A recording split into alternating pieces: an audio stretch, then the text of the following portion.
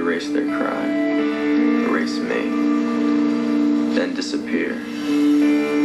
But it wouldn't be so easy. Where did you get the line? I don't know anything about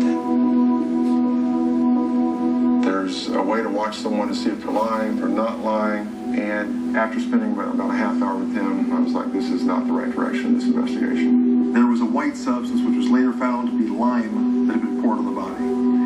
We didn't feel that Jared Dilley or Jesse James had the knowledge of disposing of a body in this way. Jared Dilley and Jesse James were not criminal masterminds. So from that, we needed to start focusing on the people close to him that Andrew ran around with that could be capable of pulling off what was done. I remember the night I met Jim Conway.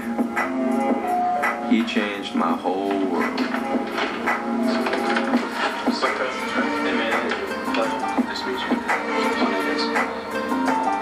His house was ridiculous. I mean, it was amazing. Yeah, he was just a few years older than me. He was cool, generous, kind of man I wanted to be. Jimmy Conway was a good dude. If somebody would have messed with you, he'd have your back whenever.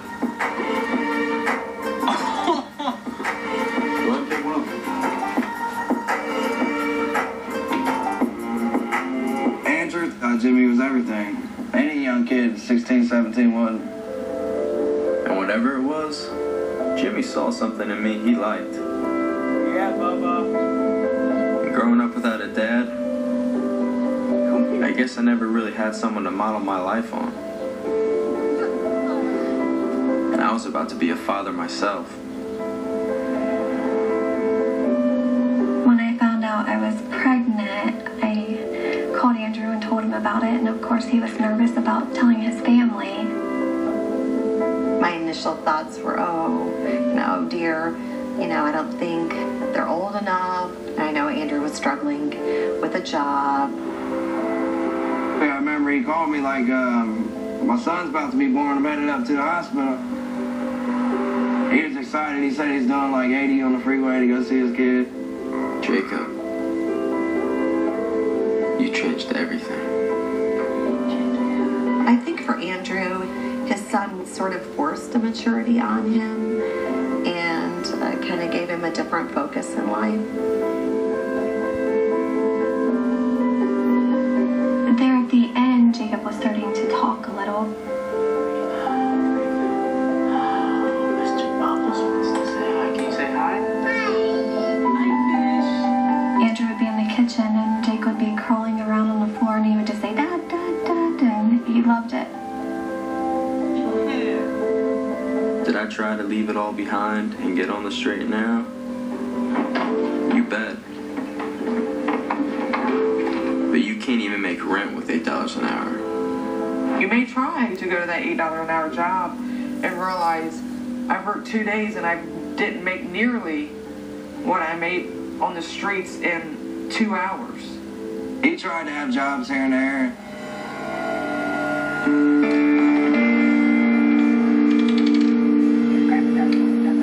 Once he started stealing four-wheelers, that's pretty much what he stuck to. Jimmy Conway liked to buy them. They'd pay you cash right there. No matter if you come to his house at 3 o'clock in the morning, you make $1,000, $1,500 a night, sometimes more. Without even thinking, I was getting deeper and deeper. But I had a kid now to take care of.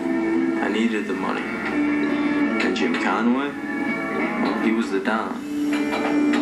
He used to study the movie Goodfellas because Robert De Niro's character was also named Jimmy Conway. He kind of thought of himself as that Robert De Niro character with the money and the power and the guys around him that would do what he wanted.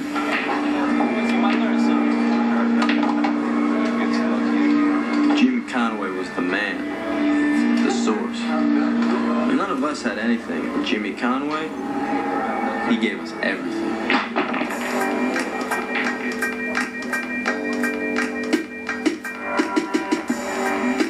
A lot of people looked up to him, and just because he had a lot of money, cars, a lot of women, Jimmy Conway seemed like the coolest guy ever.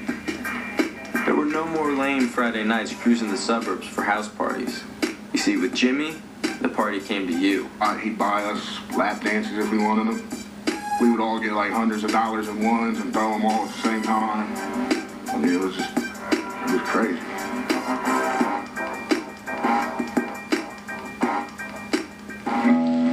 But not everyone was happy about that. We've fought a lot about it. He just pretty much told me that he would straighten up, but he just wanted to get all the partying out of his system.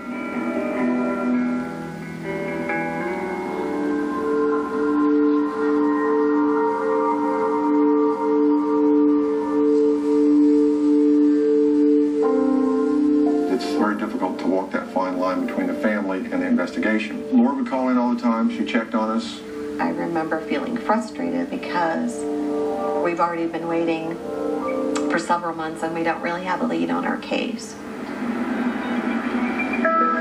What the police couldn't tell my mom was that in the 5 months since my death, my friends had become the prime suspects. As we looked right into the Conway crew, we found they were slinging a lot of drugs, that they had a lot of fear, they had a lot of respect, but they were quiet about it. James Conway liked to carry himself like John Gotti. Jamie Horton stayed in the background, not afraid to fight. Sean Nightingale liked to act out a lot. And then we have Mike Arthurs, very big, very strong, the enforcer of that whole group, because we didn't find any physical evidence other than the body.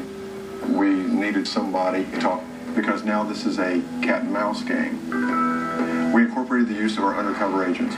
I didn't let them know that they were on my radar, because the first thing that they would have done was said, I want a lawyer. And at that point, any hopes of getting a confession later on down the road would be gone.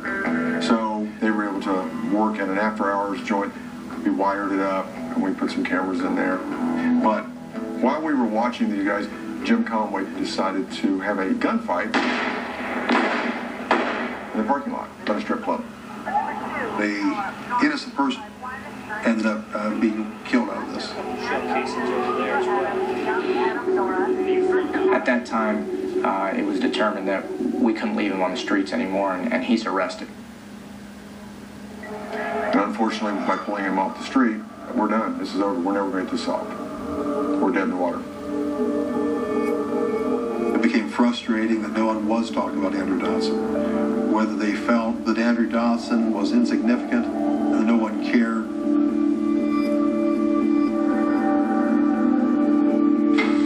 But someone did care.